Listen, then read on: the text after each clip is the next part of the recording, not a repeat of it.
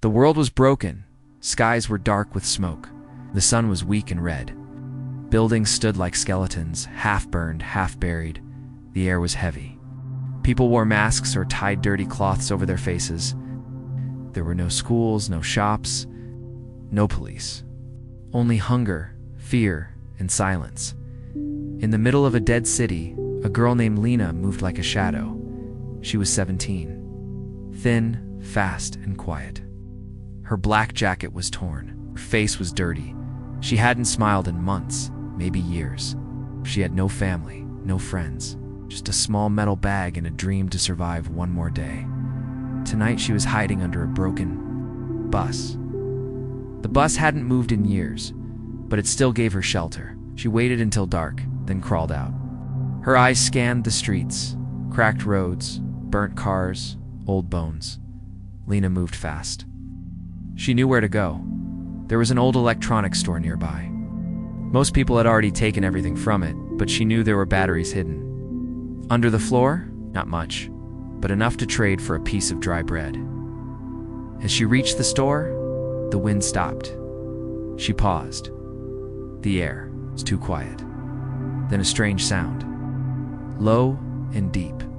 Like a drum from the sky. Boom, boom, boom. Lina dropped to the ground and looked up. The sky was turning red. Not the usual red from smoke, but something alive, pulsing like a heartbeat. Boom, boom, then. Everything stopped. Time froze. The wind, the smoke, even the noise. All silent, Lina stood up slowly. The air felt thick like a dream. Then she saw it. A giant shape moved behind the clouds. Dark, smooth, and wide like a floating mountain. It was not from Earth. It was a ship alien, massive, glowing with strange blue lights.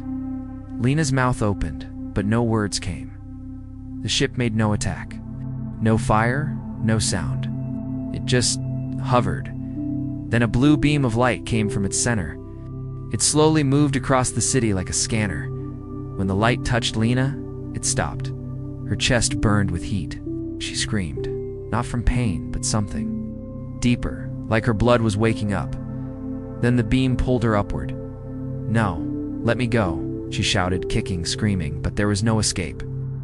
Her body floated into the sky, faster and faster. The world below grew smaller.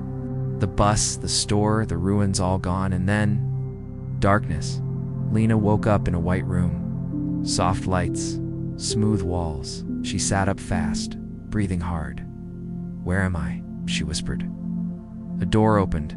A tall being entered, not human. Thin body, silver-skinned, large black eyes. It moved slowly, calmly. "Do not be afraid," the alien said in a soft, echoing voice. Lina backed away. "What do you want from me?" "You're not in danger," it said. "You have been selected." "Selected for what?" The alien walked to a panel and touched it. A screen appeared. Lina saw a picture of herself, then her blood, then symbols she didn't understand. "You are human, but not like the others." "I'm nobody," Lina said. "I'm just trying to survive." Alien turned to her. "You are not just human, Lina. You carry something ancient, something rare. Your DNA holds a key, a lost code from the first humans who left Earth thousands of years ago." "That's crazy," she whispered. "I'm just..." "No one wanted me, not even my parents. You're more important than you know," the alien said. The floor below her shifted. The room moved, turning into glass. Now, she could see space. Lina gasped. Earth floated below, blue, gray, and dying. She saw storms, fires, clouds of smoke, and it was getting smaller. They were leaving. Tears rolled down her cheek, but she didn't wipe them.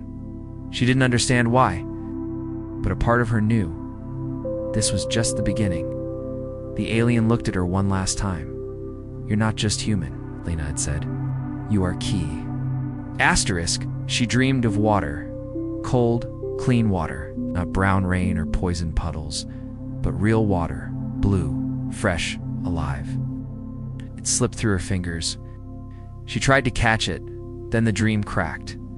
Voices echoed, lights blinked, and the water turned into stars. Lina's eyes snapped open. She was lying on something soft. A bed? But not like anything she had ever seen. It floated almost. Warm lights hummed from the ceiling. The walls curved like the inside of a shell, glowing pale blue. The air smelled clean. She sat up fast. Her hand went to her chest. No pain. Strange clothes. White, smooth fabric. No dirt, no holes. Her old jacket was gone. Where? Am I? A screen blinked near the wall. Symbols danced across it. Lines, dots, waves. Then a door hissed open. The alien from before entered, tall, silver skin, eyes too big, too deep. Like they could see through time, Lina jumped from the bed, fists up. Stay back. The alien didn't move. It tilted its head. You are safe, Lina of Earth. My name is Aaron. I'm a biologist of the third mind. She narrowed her eyes. I don't care who you are. I want to go back. To Earth. Aaron looked at her gently. There is nothing left for you there. A second screen lit up. A silent video began. A satellite view of Earth. Cities in ruin. Oceans. Turning black, storms choking the sky. This was your home, Aaron said. But Earth is dying.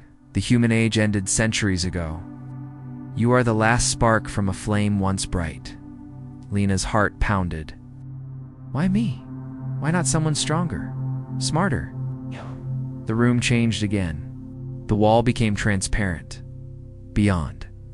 Thousands of glass pods floated like stars. Inside them were other humans, some asleep, some awake, some frightened. Lina gasped. They took more of us. Aaron stepped beside her. Some were rescued. Some volunteered. Most cannot survive what's coming. But you are different. Lina looked up at him, angry and afraid. Different how? Aaron placed a hand over a glowing panel. A new screen appeared. It showed her DNA, a spinning double helix, marked with symbols next to it. Other human samples. They were dull. Hers golden, active, alive. You carry a rare genetic thread, Aaron said. One we believed extinct. It is called Solemnine. Ancient humans used it to survive deep space, fight wars, lead empires. Empires? Lina said, almost laughing. Humans had empires in space? Aaron nodded slowly. Long before your Earth fell into dust. But they were wiped out. Betrayed, forgotten, only fragments remain. And you carry their memory. Suddenly, the ship shook. Red lights flashed. Siren buzzed. Soft, not like human alarms, but it still made her chest tighten. Aaron turned toward the ceiling. They found us. Who? Lina asked. Others, Aaron said. Not all life in the stars seeks peace. A second alien entered. Shorter, armored. Its voice was deeper. We must move her to the core. The scans are complete. She's real. She's still unstable, Aaron said. She doesn't even know what she holds. The armored one looked at Lina. She learned. Or die. Lina stepped back. Hey, I'm right here. Don't talk like I'm a machine. The two aliens exchanged glances, and Aaron turned to her. You deserve truth, he said, not orders. He waved a hand. The wall changed again. This time it showed a star map. Thousands of stars, lines drawn between them, ancient human territories. Now shattered, empty but one symbol blinked red. Single point, pulsing. What's that? Lina asked. The place you must go, Aaron said. Where it all began and where it could begin again. Lina stared at the red point. Nothing to her, but inside her chest. Something stirred. Like a voice trying to wake up. She turned away. Keep saying I'm special, but I'm no hero. I lived under a bus. I stole batteries. I ran from dogs. I'm nobody. No, Aaron said gently. You are lost, not nobody. Then he stepped aside. Come, there's someone who wants to meet you. They led her through a glowing corridor. Aliens of all shapes walked past. Some bowed. Some stared. She entered a round room with one object in the center. A black cube floating. It spun slowly. This, Aaron said, is a memory core. It holds the voice of the last human commander. It will only speak to one of its bloodline. Try it, the armored alien said. Lina stepped closer. The cube stopped spinning. It glowed gold. Then in a voice older than time, it spoke. Identity confirmed. Solemn line. Active. Welcome, Commander. Lina fell to her knees. Tears burned her eyes. This wasn't a dream. Wasn't a mistake. Something deep inside her had been sleeping, and now it was waking up. She whispered, "What do you want from me?" Aaron's voice was soft. "Not what.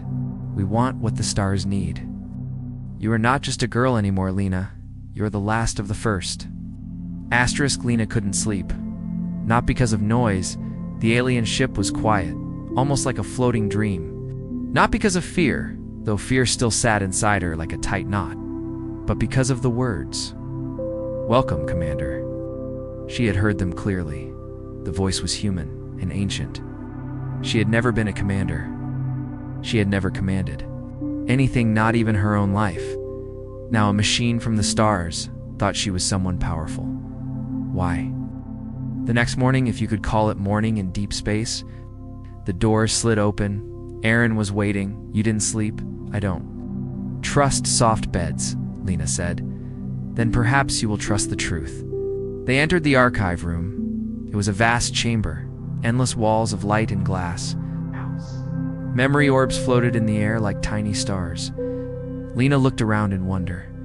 Each orb shimmered with images, moments, echoes of the past. "This is our history?" "No," Aaron said. "It is yours." He touched one of the orbs. Suddenly the room filled with light and sound. A city rose around them, but not like Earth's ruins. This one floated in the sky. Towers of gold and blue, bridges made of light, ships flying between them like birds. Humans walked in silver armor, their eyes glowing with fire, thousands of them, confident, fearless. "Is this a dream?" Lina whispered. "No," Aaron said. "This is what humans were, before they fell." The scene changed. A man stood on a high platform, human, like Lina, but older, powerful. Standing tall in armor marked with stars, this was Commander Alaric, Aaron said, leader of the last fleet. Lina stared at the man. His face was sharp, eyes cold, voice strong. "He was your ancestor." Lina stepped back. "No, that's not possible. Your blood carries his code. You were his genetic echo and his legacy." The scene changed again. This time, warships exploded in space like silent fireworks. Massive machines clashed. Alien creatures swarmed. The humans were strong, but even they were outnumbered. A voice echoed through the memory. "The stars belong to no one, but we fought like they did." Lina watched as a human ship crashed into a black hole to stop an enemy fleet. She saw a woman bleeding, laughing, pilot a burning vessel into an alien war carrier. These were not the humans she knew from Earth. These were legends. "We were warriors." "No," she said softly. Aaron nodded. "Not always. Some humans were builders, some were peacekeepers, but when needed, they were fire." The memory faded. The room dimmed. Lina stood silently, eyes wide. Everything she had ever known, dirt, pain, fear, now felt like a small shadow compared to this bright, burning past. "Why did it all end?"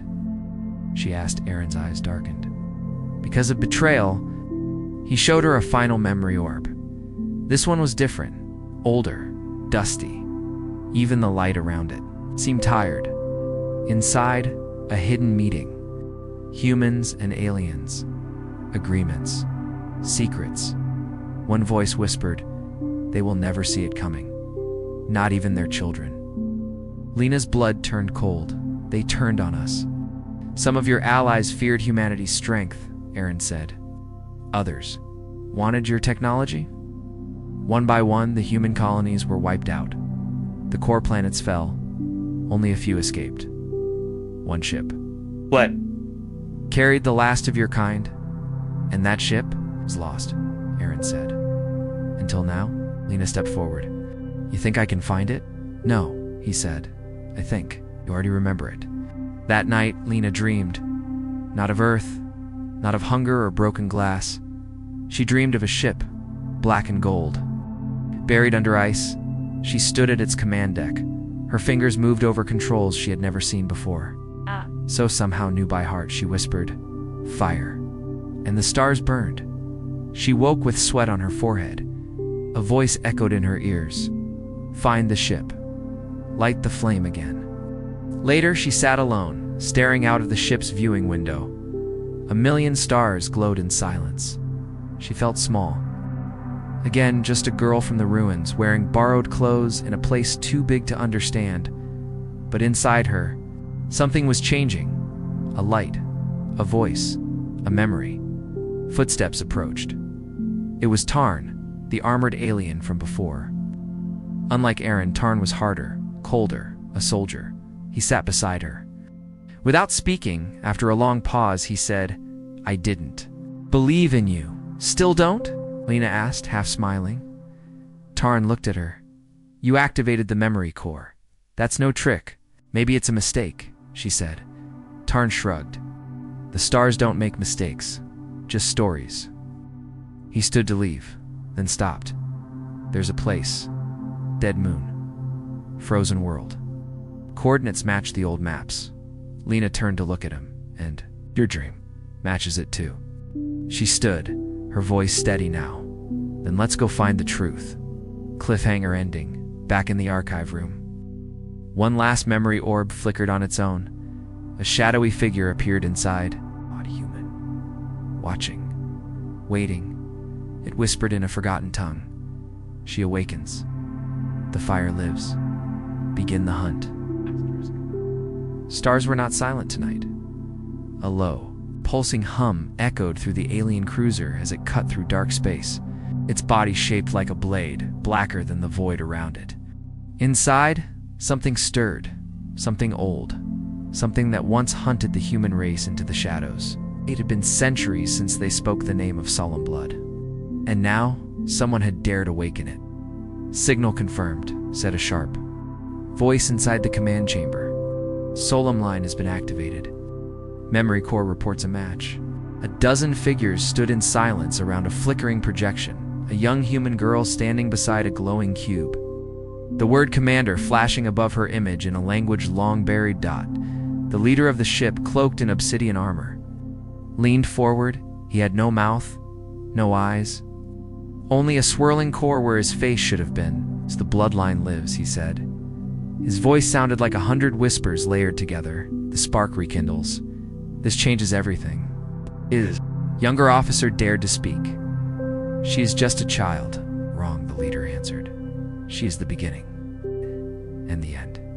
Back on the science vessel where Lina had awakened, tension was rising.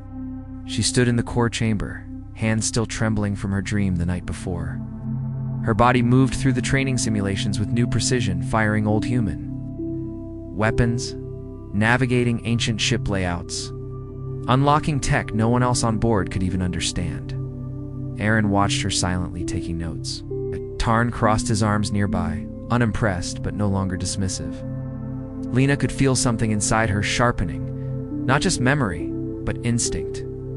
It wasn't learning, it was remembering. Still, something felt wrong. "Why does it feel like I'm being watched?"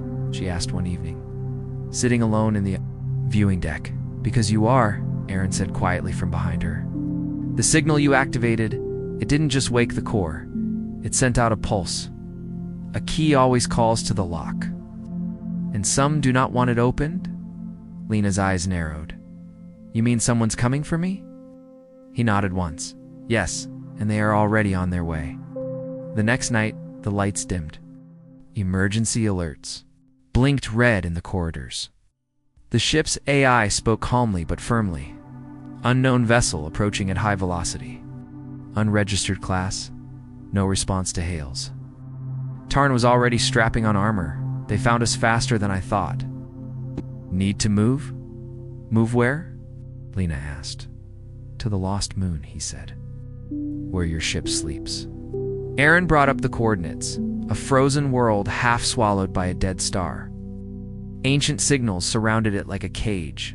left there by the final survivors of the human war. According to records, nothing could survive there for long, but something might still be waiting.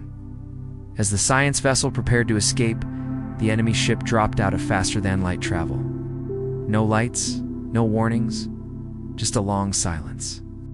And then fire. The first shot tore through the edge of the lab wing, sending debris spinning into space. Inside, scientists screamed. Whole walls buckled. Lina felt gravity shift and crash back again. "We won't survive a direct fight," Aaron said. "Our ship is not built for war." "I am," said Lina, her voice calm. They turned to her. "I can fly the ancient ship. I've seen it, I remember it, but I have to get to it." Tarn looked at Aaron, who nodded, so they ran chased by Anne. Enemy that did not speak, did not ask, did not wait. In the command center of the hunter vessel, the faceless leader observed the damage. He did not celebrate. He did not speak. His hand moved slowly, summoning the old name from memory.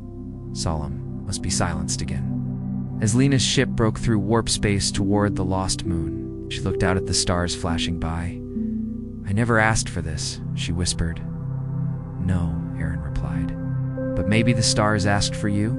Far behind them, a second ship, smaller, darker, detached from the enemy fleet. It did not fire. It simply followed, like a shadow waiting for its moment. Inside it, a human-looking girl opened, her golden eyes, and smiled. "She's waking up," she whispered, finally. The war wasn't coming. It had already begun. Asterisk snow fell like dust over the dead moon. But this wasn't snow from clouds. There were no clouds here, no air, no sound. It was ash frost, drifting endlessly over the frozen ruins of a war long forgotten. Black monoliths stuck out from the ice like broken bones, silent and cold. Lina stepped off the landing ramp and felt the silence wrap around her. Her breath misted in her helmet, eyes scanning the ghostly landscape. Even the stars looked distant here, as if they were afraid to shine too bright. "This place gives me chills," she said into the cum. "Then it's working," Tarn replied. "It was made to scare people away." Aaron followed behind her. Floating slightly off the ground with the help of a low-gravity belt, he held a scanning device, but it flickered uselessly. Interference everywhere. Ancient tech is still active. Signals buried deep underground. They walked in silence.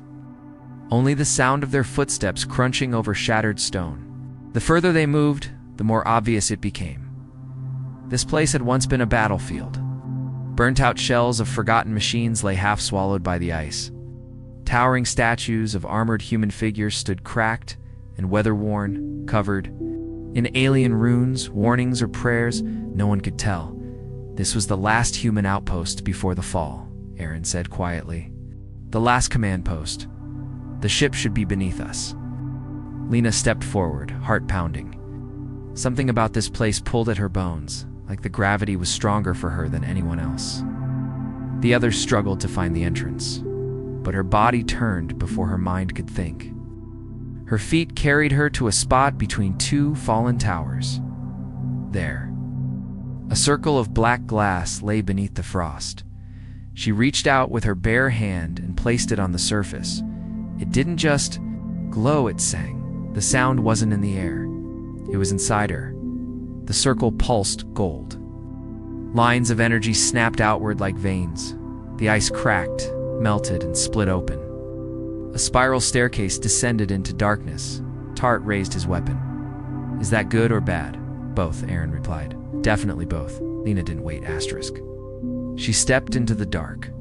The stairs spiraled down for what felt like forever. The walls were smooth and warm to the touch, humming softly. Ancient lights flickered on as they passed, triggered by her presence. Symbols glowed on the walls.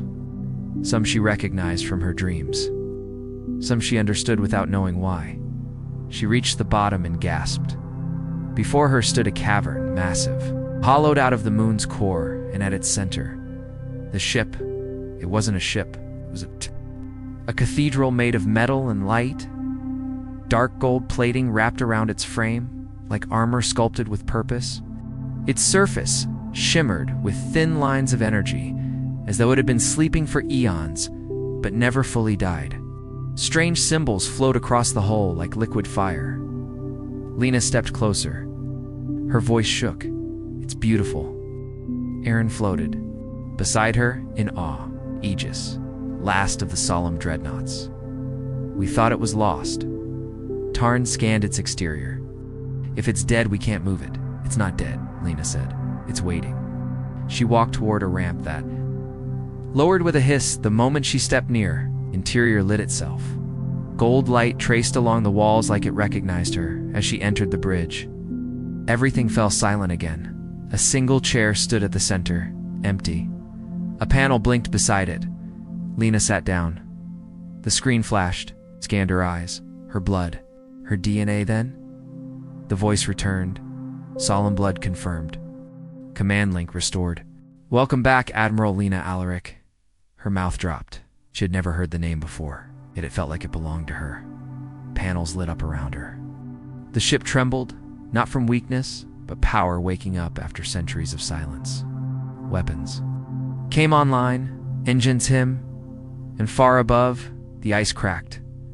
A signal burst into the sky, not one of attack, but a call. A beacon, loud and clear. She turned to the others. "The ship's awake. We can move it. I can fly it." Tarn stared at her. "Do you even know how?" "No," she said. "But I think I remember. They didn't get time to celebrate." The moment the signal activated, a shadow appeared in orbit. The enemy ship, faster this time, bigger, no longer watching. It fired a pulse into the moon's surface, searching for the buried dreadnought. Rocks exploded above them. The cave shook. "They found us," Aaron said. "They're not going to let you leave," Tarn added. Lina stood, the lights of the ship reflecting in her eyes. "Then they're welcome to try." She placed her hand on the command panel. Ship responded instantly, lifting from the ground like a rising god. Ice shattered, rocks burst away, and the dreadnought roared to life. Wings unfolding like the memory of war returning.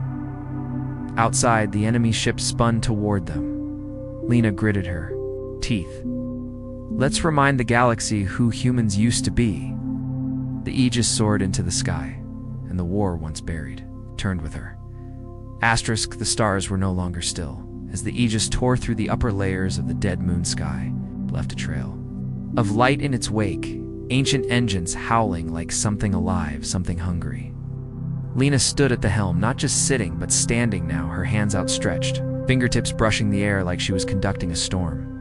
"She's moving like it was born yesterday," Tarn said, gripping onto the wall beside the command console as gravity recalibrated. "This ship shouldn't be this fast." "It's not the ship," Aaron said quietly. "It's her." Lina didn't answer. Her eyes were locked on the stars ahead, where the enemy ship waited, a brutal, angular monster of black metal and red eyes, its shape pulsing with some strange biological tech. It had been hunting her since she left Earth. Now it had found her and she wasn't running anymore. "Shields up," she said. Her voice was steady, calm, but something inside her boiled, divert half power to weapons, half to movement. I want this ship dancing." The command interface responded to her thoughts now. She didn't need to memorize controls. The ship knew her. The systems flowed through her fingers like old piano keys she hadn't touched in lifetimes. Tarn smirked. "You've done this before?" "No," she said, "but someone inside me has." The enemy ship fired first, a volley of red plasma that streaked through space like comets. The Aegis twisted mid-flight, dodging smoothly, not with brute force, but with precision, an elegant arc that no machine of its size should have been capable of. Lina felt it all, the tilt of the hull, the pressure shift, the hum of the ship's bones under her boots. This wasn't metal, it was memory. She gave her first command in battle: return fire, pattern 9A, and make it loud. Energy lanced from the ship's starboard cannons, blue bolts of light wrapped in golden charge. The enemy's outer shield exploding in a flash that lit up the nearby asteroid field. The second hit cracked something, not armor, but the sound barrier of fear. The enemy reeled back. It hadn't expected the Aegis to fight, certainly not.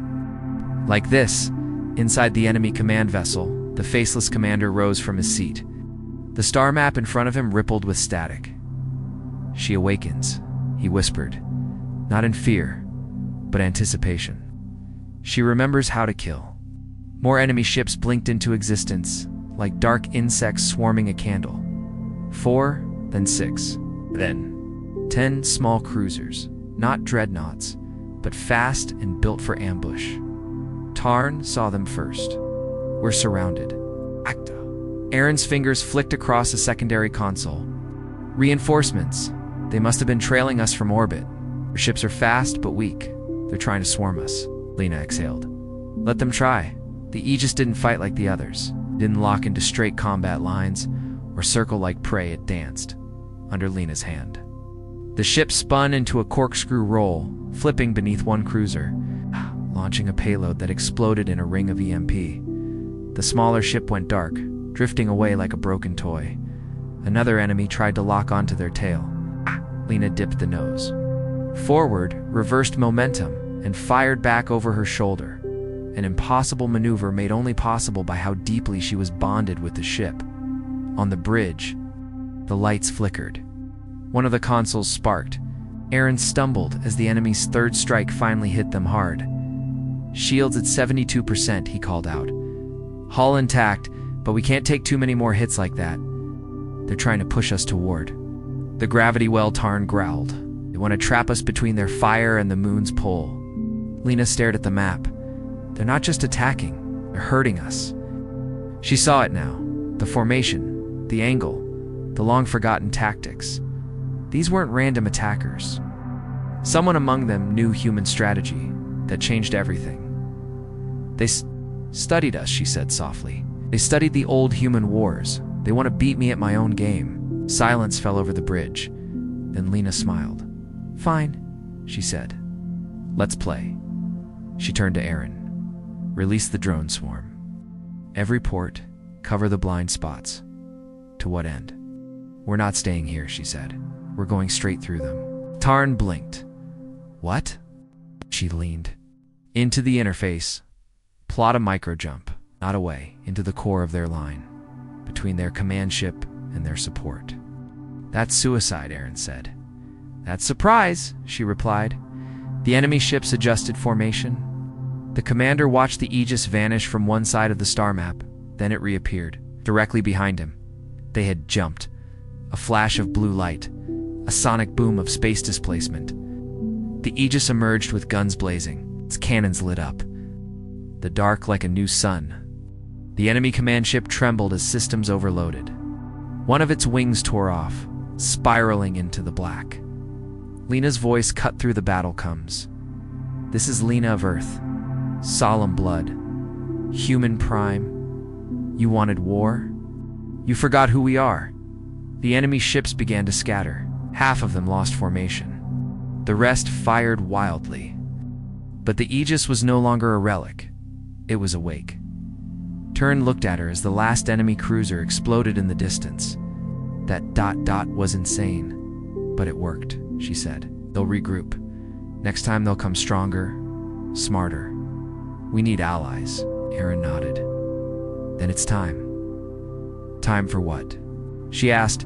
He turned the star map to a distant cluster of systems, places where old signals had recently flickered to life, places long thought dead, to wake the others.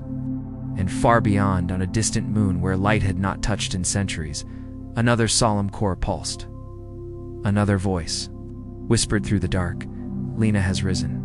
The age of silence ends." Its asterisk, the silence after a battle, was never empty. It rang in the bones like a drumbeat that refused to stop. Echoes of cannon fire, of metal tearing through space, of voices screaming into the void. They stayed long after. The stars calmed. Lina stood at the edge of the Aegis's main viewing deck, her reflection cast against the sea of stars. She had won the battle, but not the war. They would return, in greater numbers, and next time, they wouldn't underestimate her. Behind her, the hum of the ship's systems softened. Aaron approached with a new report. Tarn followed, armor scuffed and still marked with black ash from the firefight.